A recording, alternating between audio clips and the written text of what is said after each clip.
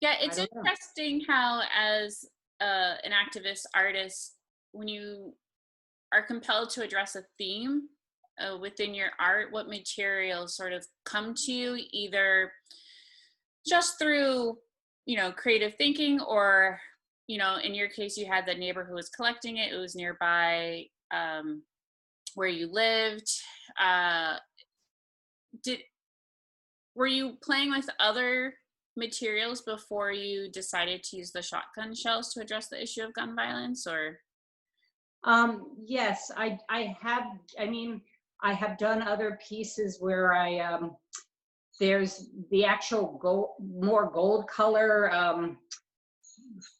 bullets that have not been. Some have already been shot, so they're or they're empty and shot. So I have some that aren't the colorful things; they're the actual bullets pieces. Do I have something here?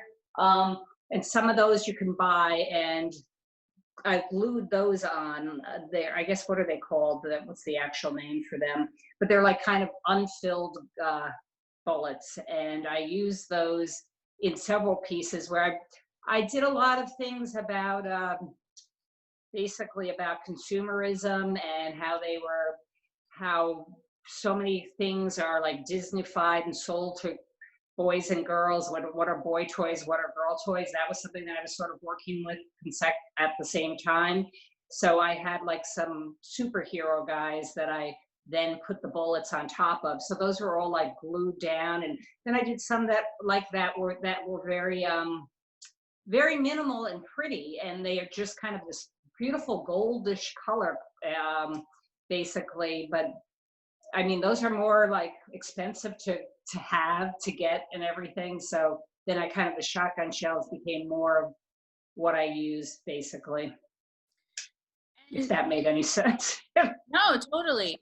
So do you call yourself a activist artist or someone with a social practice? How would you define it? I think I've called myself an activist artist. I feel like I things that just before I did the spent shells and that kind of thing, it was like the war in Iraq, and I was very upset by that, and started doing things with toy soldiers about the amount of American soldiers killed in Iraq. So it kind of all these projects have sort of just developed naturally for me, and I still will do prints and other things. They all kind of have this theme. But recently, my most recent pieces are about kids in cages, and I did a huge gold cage that you could walk through with lights in it. And I'm just so upset by the situation at the border.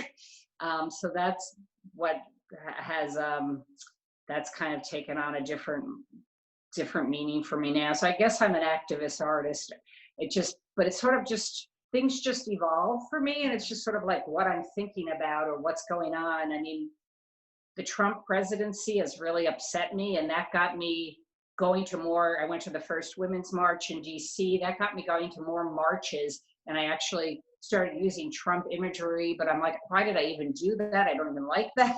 But I felt like as an artist, you can put things out there. And me putting this one cage piece, it was through Art Space New Haven. They have an open studio event, but it was at Yale West Campus, and a few parents, all of a sudden their kids were running around in there, and then all of a sudden they like had this thought like, oh my god, what is this is a cage, oh my god. Like, they didn't at first, it almost seemed like it was something fun.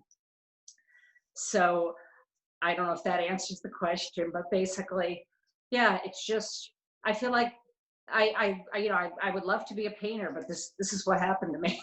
It's like you just follow your way.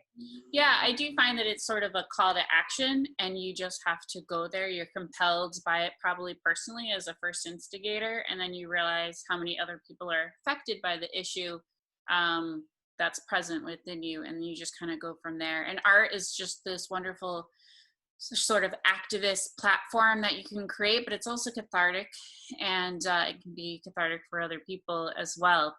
Do you have advice in your journey as an activist artist that you could give to other people trying to figure out how they may be able to visually create their own activist artwork? Um, I would really say everyone has to follow their path, and sometimes I see art that is very verbal or very, I mean, there's so much there, it's just like too much in your face, too much like this is this is bad and this person is horrible, and it's, or I'm not explaining that correctly exactly, but I feel like a subtler approach for me is what works, like getting people in with the imagery or the color or whatever, you know, or something like that. And my advice is really just to just experiment and try different ways. And I think there's so many artists who work in the community, and they're more like social practice artists, I would say.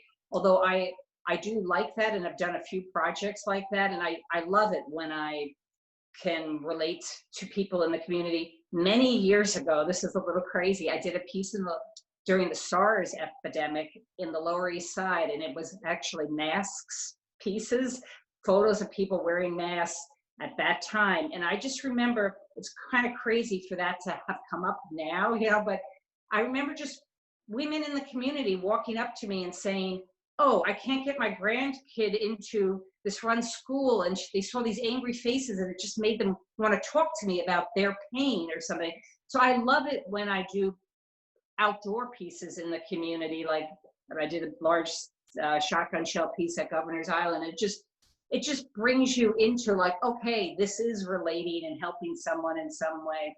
But my advice is just do what feels real to you, you know. Yeah. One of the things that I was also really interested in your work was the fact that, you know, mass shootings have become normal within the United States, but there are still so many of us who have not had firsthand experience with gun violence, either on on mass shooting level, or just on a more intimate partner violence level, or, just wherever. And, there are also conspiracy theories sort of swirling about whether or not some of these things even exist. And for you to take the aftermath of a gun shooting, even if it was just used as a target, and to bring it to people's attention, for them to actually physically see it, it kind of roots everything that was happening, that has happened in reality. And the fact that your source material comes from so close to Sandy Hook, which right now is the fourth largest mass shooting within the United States. And when it occurred in 2012, it was the second largest, behind Virginia Tech. And it really just brings it home, the issue. It's a visceral reaction that you have when you see the work in person. And the fact that it's so large within the gallery, it's overwhelming to see it in person. It's very powerful. Great. So I think we're probably at our time. Okay. Where can people find you if they want to look at more of your artwork? I have a website, margaretroleke.com. I mean, right now I also have work at Pen and Brush, also on 22nd Street, although it's closed right now. So, and at the Manhattan Borough President Gail Brewer's office, there's one piece. But just look on my website or Instagram. Yeah. Well, thank you so much. Okay, thank you. Thanks. Okay.